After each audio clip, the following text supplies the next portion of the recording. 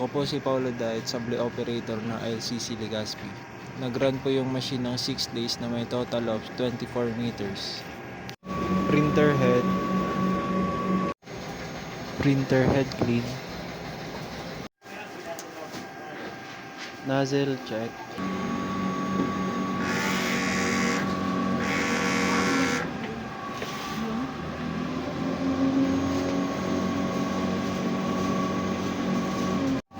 Punas ng wiper at capping after head clean.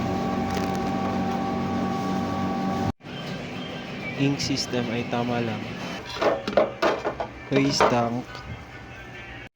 EVR naka 220 volts.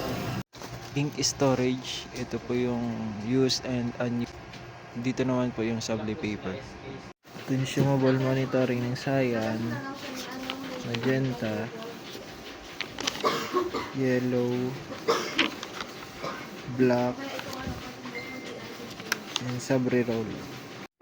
Sable daily output record. Sable daily checklist.